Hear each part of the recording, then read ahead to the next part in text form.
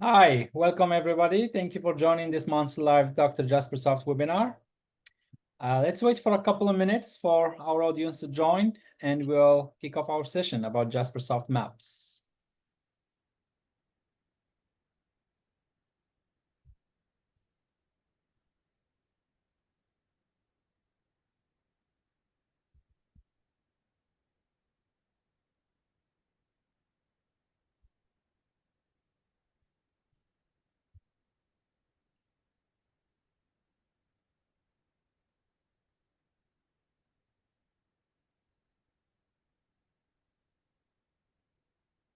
All right, I can see our audience still joining. Let's give them a minute.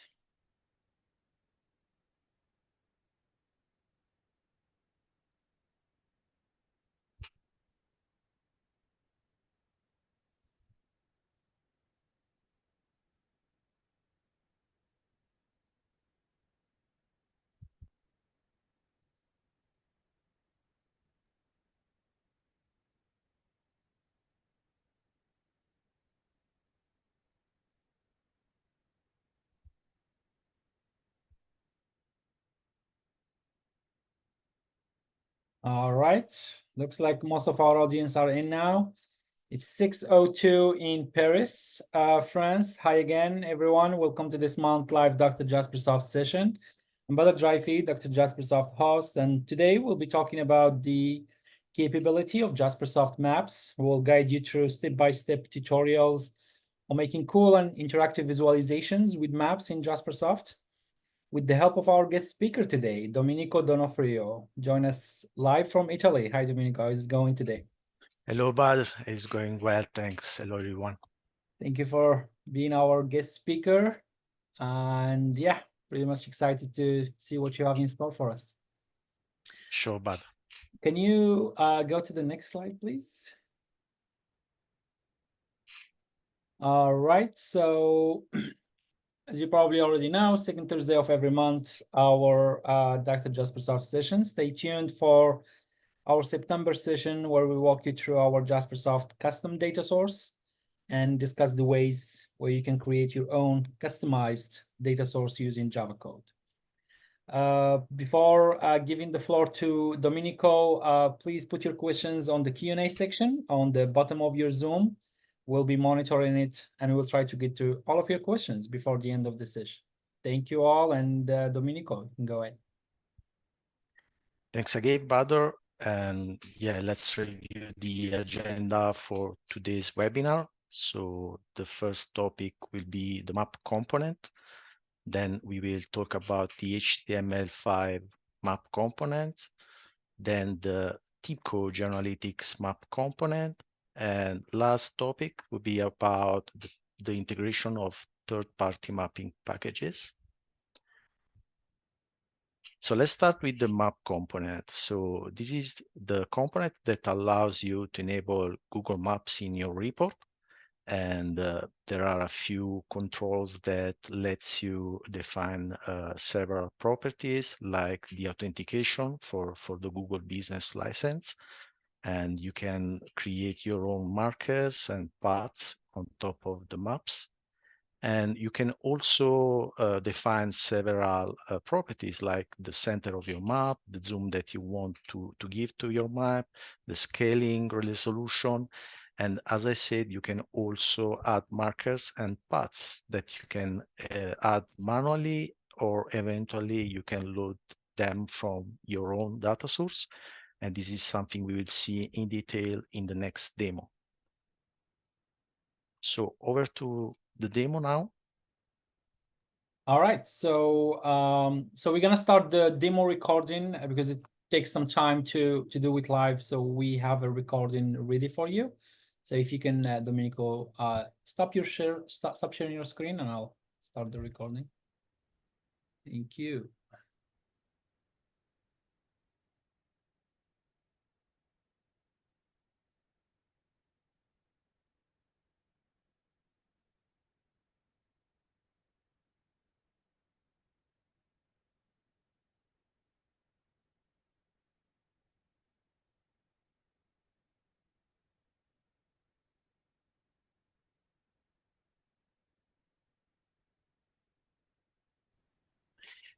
Okay, so we are now going to demo the usage of the map component with Jasper Studio. So let's start with some data. I have here a few geographical points which are in around the San Francisco area. And so these are very famous geographical points. So we have the names here in this CSV file, we have the names, we have the geographical coordinates, and we have a few more information like an URL that we want to associate with each point, and uh, eventually an icon that we will be using for the related marker. So this is a CSV, and I used this CSV to build a data adapter, which is based on top of it. So you can see that I've defined a few columns in the data adapter. So the address, the latitude, longitude, the size of the icon, the URL icon, and some other information that will be useful in the moment where I will be representing those data on a new map and a new report containing a map component. So let's start this new report here, Jasper report. I can select the landscape format, which is more convenient for my demo. We can call it map component landscape. Next, we can leave the 1M3 record data source by default, and we can finish. Okay, now we can get rid of all other section but the summary. We will only use the summary for this example. We don't need other section here. You just give more room to the summary. Let's say 500 pixels here, or 502. It's also good. So now we can pick the map component from the palette. Here we have it at the bottom of the elements, and I can only drag and drop here the map component, and I can start using the map component itself. So I can say that here there is an authentication tab that is quite important, because this needs you to enter your Google API key, which I already created here on the Google Maps platform. I can retrieve the value of this key. So this is a key that I'm using for development purpose. So please don't use it for your own scope. So you can create one key, and this will be for free until a certain quota of usage. So you can use it for your development purpose. And I will enter the value here. Now we can center the map on the San Francisco zone, on the San Francisco area. So these are the coordinates that I'm entering here to center the map.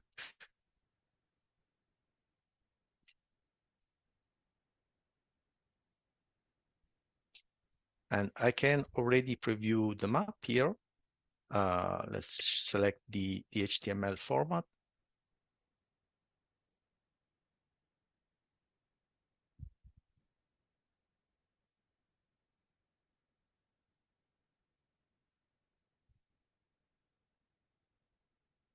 Oh, this is probably has gone. So we can now try to preview this first map. So let's go in the studio. I will run the HTML preview, where we are now centered in the San Francisco area, where my data points are located. So we want now to add those data points to this map. So in order to do that, we can create a new data set, and I will call it markers dataset, and I will use the data source that I was showing before. So it will be the CSV data adapter. And as you can see, I can select all the fields that I was presenting before. And here I don't need to group by anything. And now I have those fields in the markers dataset here at the at my report outline. So I can now define some new marker on the map. So in order to that, I go on the markers tab, I click on add. Again, here I have to specify that I want to use the dataset. So they will be picked up from my dataset, from my CSV, and the sub dataset will be the markers dataset. And here I can add a new item group. So I can specify what is needed for each markers to be represented. So here I will have to specify the latitude. I can use the expression here. I can see that I can pick up directly the expression from the expression editor. So latitude here. The same goes for longitude.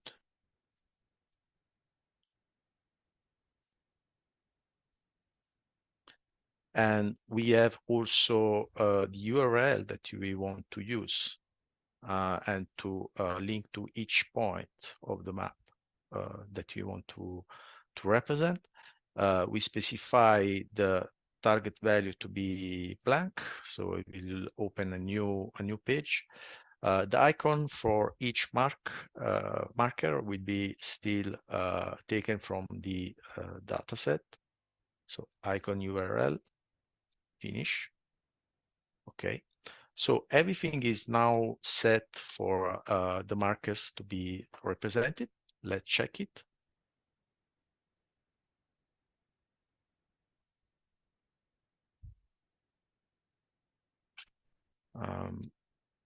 Yeah, I probably missed something. So the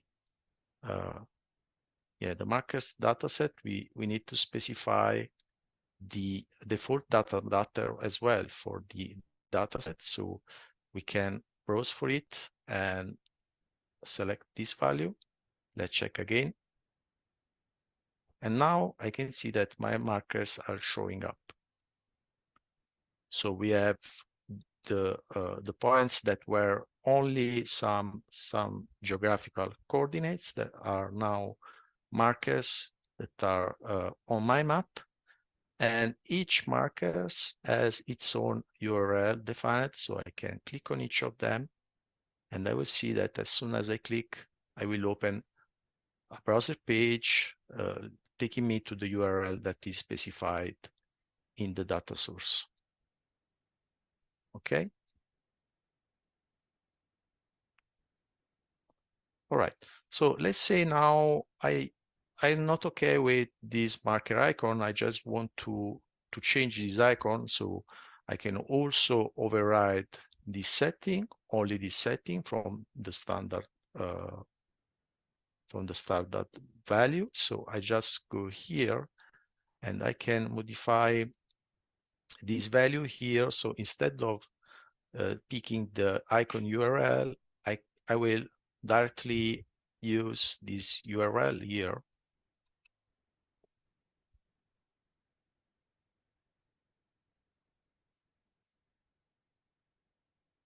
So I'm just overriding with an hard-coded value, the value that was coming from my data source. And let's preview it. So I can see that now the markers are quite different, still in the same position, but using a different icon. Speaking about markers, we have a couple of features that it's worth to mention here, the clustering and the spidering. So we can enable both of them. Let's see what is like for the clustering. So as you can see, starting the map at this level of zoom. So we will also see how to set this level of zoom. We will have the cluster of the markers that were grouped in a single cluster. So just by clicking on the cluster, I can go and detail each markers. So And we can see it also partially. So the cluster is taking the 2 and 3 markers that are close and are grouping them at the first level. Then if I zoom still out, they will be grouped in 5, and then they will be grouped in 6. Okay. So now we spoke about the zoom. So each map is having its standard default level of zoom. So for this map is 8. But let's say I want the user to specify it, so I can simply create a new parameter. I can call it zoom level and select it to be an integer, and is for prompting. So within the map parameter, within the zoom value for the map, I can specify that I want to use the parameter that has been provided by the user when running the report. So here I can directly enter my value. And so I can see that the map is already more zoomed in. So this is about the markers. So let's say let's see another features now, that is the path feature. So as it was for the markers, I have some data here.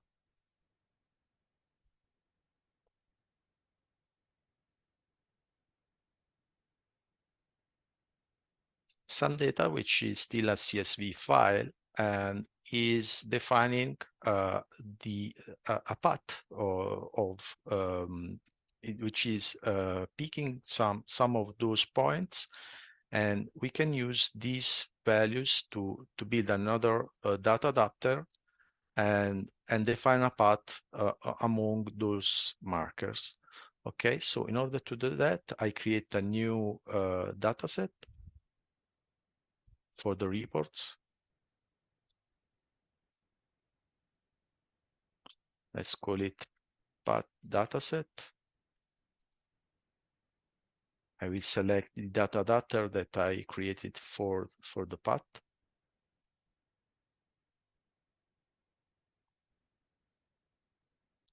And now let's go in the path tab here. I can add, we have still to specify the path dataset here. I can add the path here, and that will be still taken from the data source. So here I will specify the name of the path. Also, I will specify the latitude. So this is the set of points that will define the path itself.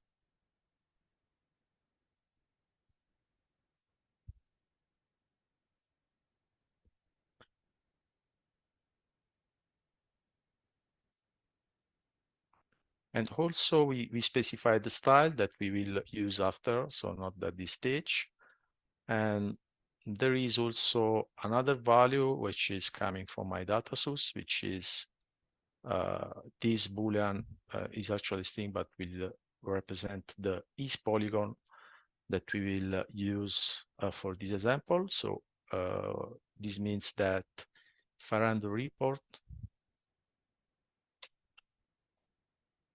again, I will have to specify the default data adapter for my data set. So this goes with the same that I did before.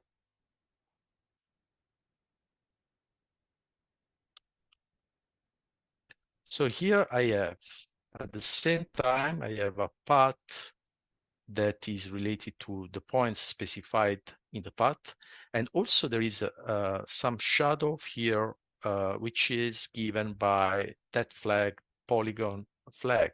So I'm specifying that this path is also a polygon. if I don't want this effect, I can just go here and override the behavior that is by default is false. So even if my data source is saying that I want a polygon, I can still override that data source value. And now I don't have any polygon here, I just have a path. So let's say I also want to add the Golden Bridge, the Golden Gate Bridge to this path. So what we can do is simply grab the Golden Bridge coordinates here and add them to the data source here. So I will copy this value here and just pick the coordinates for the Golden Bridge and add them here. Okay, I save it. And let's run the report again and see, or probably these are not the right coordinates. Yeah, probably I missed the style. Yeah, it's only because this is actually the style position. And here, okay, let's try again.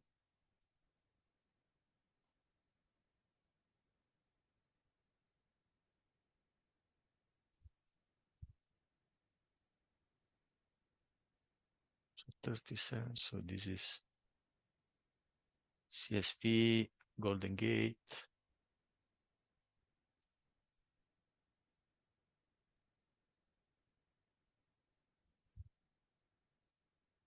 Okay, let's try again.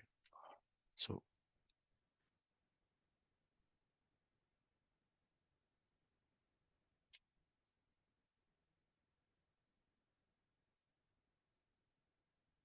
okay, this is fine till here.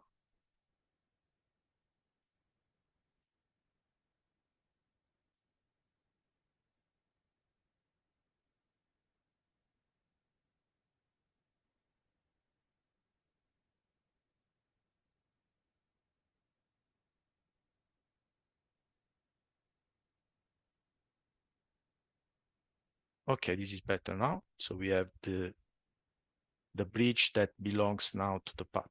So probably I've entered the wrong position in the CSV. So now it's fine. And we have all the 6 points are belonging to a path.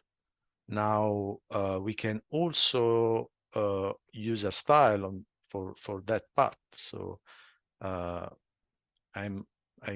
can define a new data set here and call it path dataset style.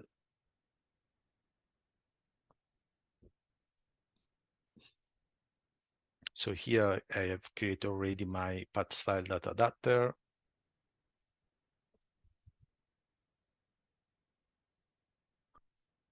I will select now the default data adapter here. And here I can define the style that I want for my path. So here at the bottom, you have the style section for the path. So there are a few values that I will enter here.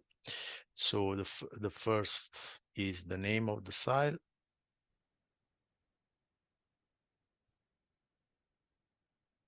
I will have to read those fields first. So yeah, these are here.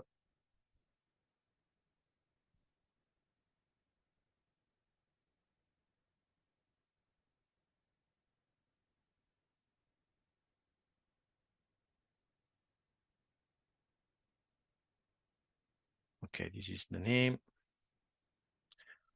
We don't need a parse style. We here can specify stroke color for it, stroke opacity,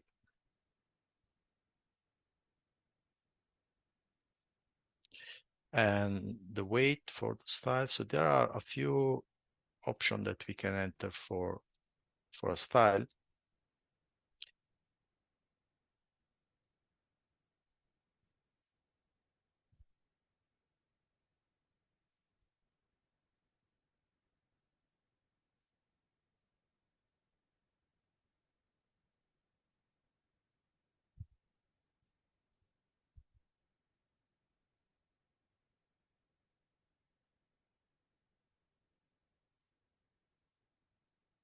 Okay, now we can have a try. And I can see that the style of the path has been modified, so it's using some different color and some other values that are used that are read dynamically from the data set. Okay, this is it for this demo, for the map component demo, and thank you all for listening. Okay, we're back now. Domenico, you can take it from here. Thank you. That was a great recording. Yes, thanks, Badr. And let's review the next map component, that is the HTML5 map component, which is based on the high chart map library. And there is also the reference to this library. So this map requires basically two set of data to render properly. So there is the first step related to the map and use it to represent the geographical informations. And there are also the chart data set, which are used to represent the information related to that you want actually to add to your map. Like I want to represent the population of a state, or the average temperature, or things like this that are not related to the geography itself.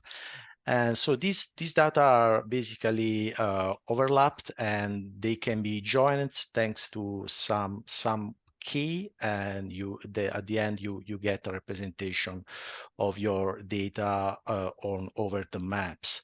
So we can now go to a demo of these features and see how we can actually represent data over some geographical map. Thanks, Domenico. I will launch the recording now, and this one is pretty fast. It's like 5 minutes or something. All right, let's go.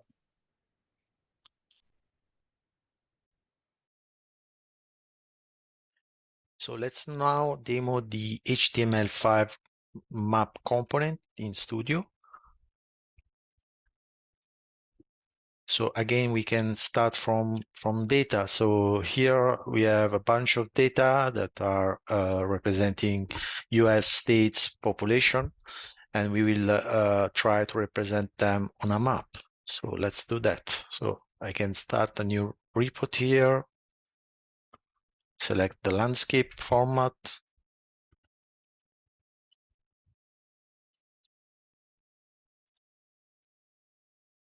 and click on finish. So let's get rid of all the other sections that are not the summary, and let's give the summary more room. Let's say 500 pixels. Okay, so now we can select this data and enter here for the report itself this data. Just select the sample database here, click on read fields. This is fine. So we have our fields that can be used for the report itself. So now let's grab the HTML maps component here, and by default is already on United States.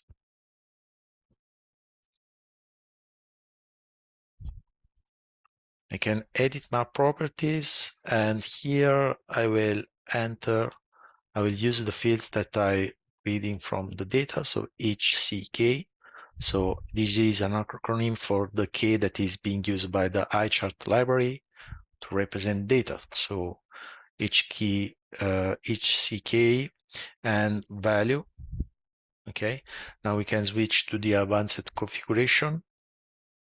and add a new measure that will be still HC_K. And for the label expression, we can use the same field here. Calculation will be still nothing. Value expression will be HCK here. And the value class name will be string in this case. Okay. So for the measure one, we can do one change. So here we go in the advanced properties. I can select the contributor to be series item property, and I can use the measure value HCK. And here the property name will be HCK still.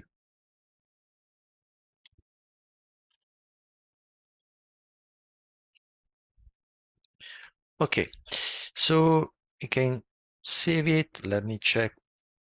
Yeah, I have to select this to be hidden. We don't need to represent the measure. Is just for driving the measure one. So we can preview the report now. I can see that I have already my data displayed for each state. I have the population. If I switch to HTML5, which is the more convenient format for the eye chart map HTML representation. So we have for each state the population and also tooltip giving also the state name. So now let's see that I want to connect this report to one other report. Okay, so I want to drive this report here, which is accepting the parameter, the state acronym as parameter. So let's use the path of this report. So here we can save this path somewhere. I can also execute this report for you to know what this is like. So let's enter CA for having California results.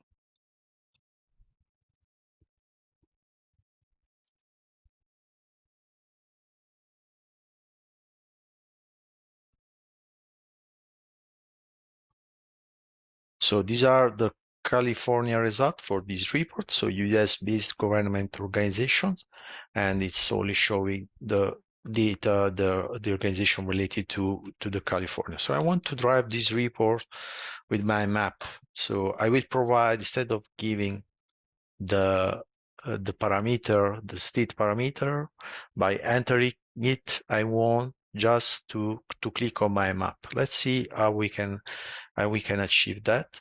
Okay, so here I go back to my map design. I can edit my properties. I will add a new measure here that will be still hidden.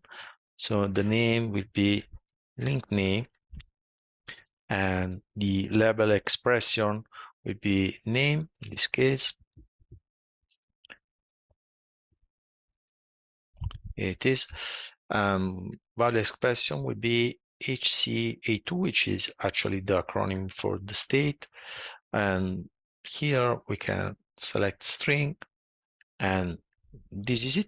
We can now use this measure in defining the hyperlink on the measure one. So I go here, I click on edit hyperlink, use hyperlink type, report execution. Okay, here in this underscore report, I need to copy to paste the path that I copied before of my report that I want to execute here. Okay, and also I will have to add a new parameter here, which will be actually the parameter that is accepted by the report itself. So the report is accepting the state P parameter, and I will use the link P, the link name measure for driving this parameter. Okay, so I can save it now, and I will publish my report on my server here, the same folder where the report that I want to connect to is already.